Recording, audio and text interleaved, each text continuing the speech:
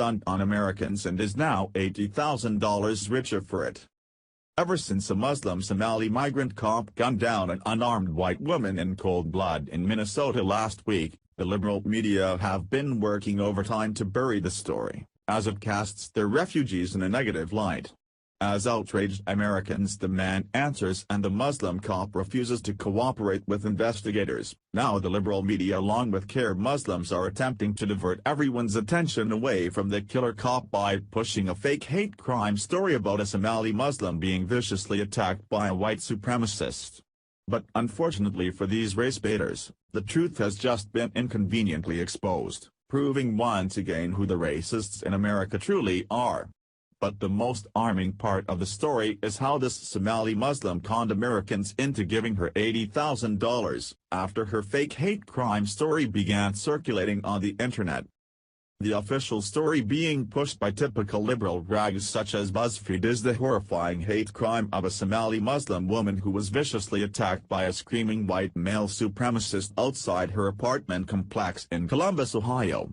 As Rama Warsame was beaten in an unprovoked attack, the white man screamed, "You will all be shipped back to Africa," before knocking out 4 of the Muslim woman's teeth.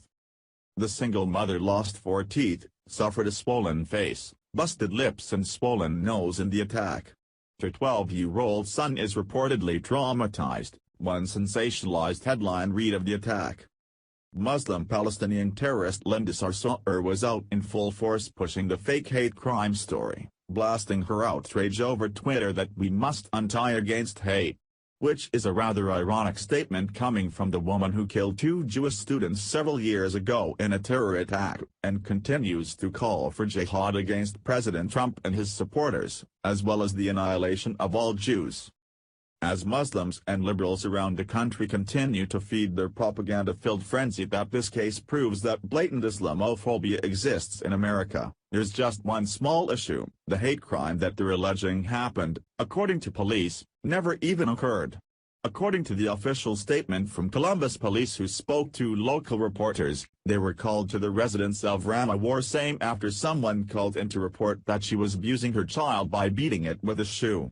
That's when a Mexican neighbor, who was being labeled a white supremacist, stepped in to intervene, and brawl between several people began to ensue.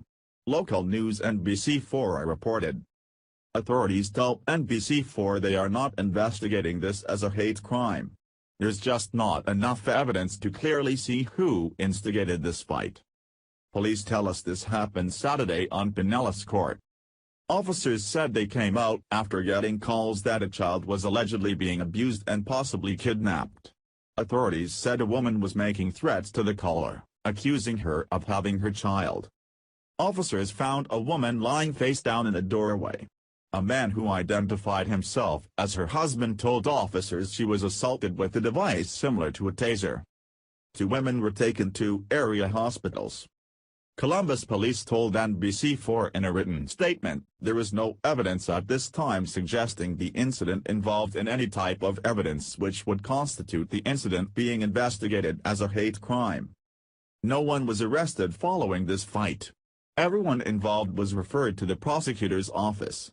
Police say that is standard protocol when probable cause for an arrest cannot be established.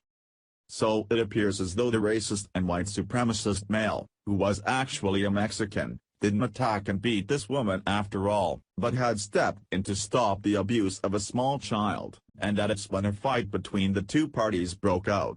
But despite there being absolutely no evidence of a hate crime occurring, Muslim organizations like CARE are now blasting the story all over social media, as liberal news networks continue to double down on the story with ridiculous and over-sensationalized headlines.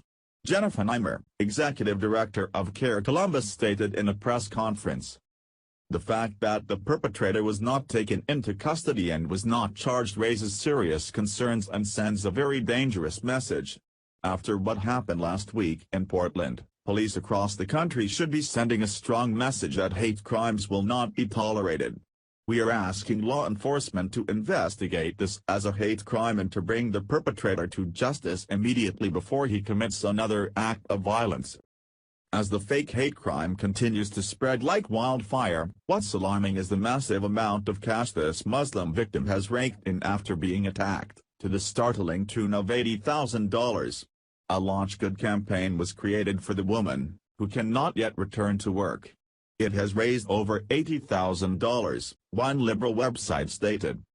As Muslim migrants continue to flood America at an alarming rate, fake hate crimes are becoming a serious issue in our country as liberals and Muslim organizations like CARE are doing everything to change the narrative and turn these people into the victims, as Muslim migrants continue to commit horrifying atrocities against Americans in the name of Islam. Thank you for watching. What do you think about this? Share this on Facebook and Twitter along with your comments.